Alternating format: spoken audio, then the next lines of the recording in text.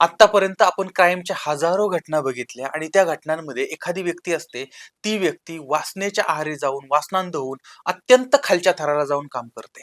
तर ही व्यक्ती असं का वागते यावरती आपण बोलणार आहोत. पण त्या अगोदर अंबरनाथ या ठिकाणी घडलेली एक अत्यंत भयंकर अशी घटना आहे, त्या घटनेबद्दल बोलणार आहोत. आणि त्यापूर्वी एक विनंती करतो, की आपलं Facebookचं पेज आहे, एक आहे क्राईमचं आणि दुसरं आहे बायोग्राफीचं. तर दोन्ही पेज फॉलो करा. थोडं का होईना त्यांना फॉलो करा. म्हणजे मला असं वाटेल की बाबा तुम्ही माझ्या पाठीशी आहात. आणि ज्यांना YouTubeचं नोटिफिकेशन येत नाही किंवा बरेच जण म्हणतात की तुमचे व्हिडिओ आम्हाला येत नाहीत, तर त्यांनी बेल आयकॉनचं बटन दाबा आणि त्यावरती ऑल सिलेक्ट करा, म्हणजे तुम्हाला ते व्हिडिओ येतील. तर आपण आता ती घटना बघूया. तर महाराष्ट्रामधील ठाणे जिल्हा आहे, त्या ठिकाणचं अंबरनाथ पश्चिम आहे, त्या ठिकाणचं लादी नाका आहे. आणि त्या भागामध्ये साधारणपणे 22-23 जुलै 2026 ला एक बातमी आली होती. बातमी अशी होती का, ती माहिती अशी होती, ती घटना अशी होती की सकीना कुरेशी नावाची एक महिला या भागामध्ये राहतोय आणि तिच्याबरोबर तिचा हुसनैन नावाचा एक 7 वर्षाचा मुलगा आहे. आता ही महिला पतीपासून दुरावलेली आहे किंवा ती एकटी राहते आहे आणि आपल्या मुलाचा सांभाळ करते आहे. आता अशा अवस्थेमध्ये तिला कोणाच्या तरी आधाराची गरज होती आणि यावेळेस तिच्या जीवनामध्ये आला विकास सिंग नावाचा एक तरुण. आता हा तरुण आला त्यानंतर मग विकास आणि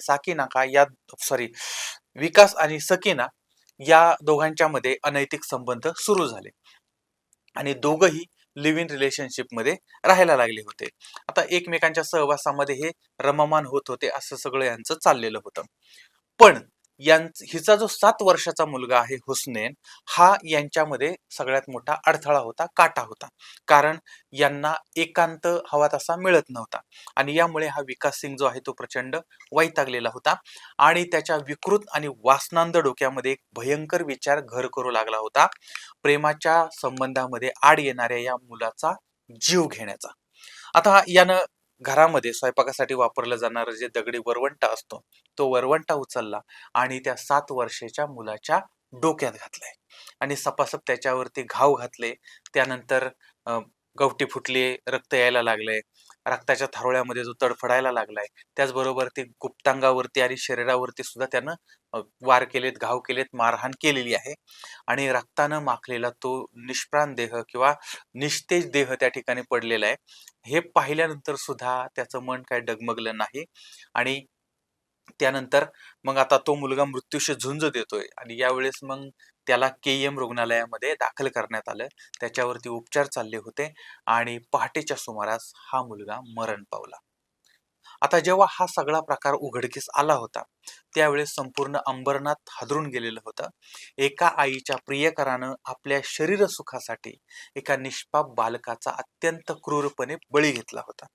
आता या अमानुष हत्येची माहिती मिळताच अंबरनाथ पोलीस जे आहेत त्यांनी तात्काळ घटनास्थळी ते दाखल झालेले आहेत. त्यानंतर घराची पाहणी केली आहे. तो वरवंटा आहे तो ताब्यात घेतलेला आहे किंवा अजून बाकीच्या गोष्टी, ते त्यानंतर पंचनामा वगैरे सगळा झालेला आहे. आता या तपासामध्ये पोलिसांच्या समोर अनेक संशयास्पद प्रश्न होते, की मृत हुसनेन याची आई सकीना हिची भूमिका याच्यामध्ये अत्यंत म्हणजे शंकास्पद अशा पद्धतीची होती. जेव्हा तिच्या मुलावरती एवढा भीषण जीवघेणा हल्ला होत होता, तेव्हा तिनं तात्काळ पोलिसांना किंवा शेजाऱ्यांना याची माहिती का दिली नाही? तिनं हा संपूर्ण घटनाक्रम किंवा सत्य लपवण्याचा का प्रयत्न केला? ती कोणाला वाचवण्याचा प्रयत्न करत होती आणि का करत होती? आता या सगळ्या दृष्टीनं पोलिसांचा तपास चाललेला आहे आणि हे तपास चालू असतानाच मग सकीना आणि प्रियकर जो आहे विकास सिंग यांचे अनैतिक संबंध होते, ह्याचे धागेदुरे समोर आलेले होते. आता या प्रकरणात त्याला अटक करण्यात आली आहे, त्याला कोर्टासमोर उभं करण्यात आलंय आणि त्याला 2 दिवसाची पोलीस कोठडी पण सुनावण्यात आलेली होती. आता या सगळ्या प्रकरणामध्ये काही प्रश्न होते, ते प्रश्न तर की आईचा ह्याच्यामध्ये हात आहे का? किंवा भविष्य काळामध्ये या मंडळींना काय शिक्षा होईल?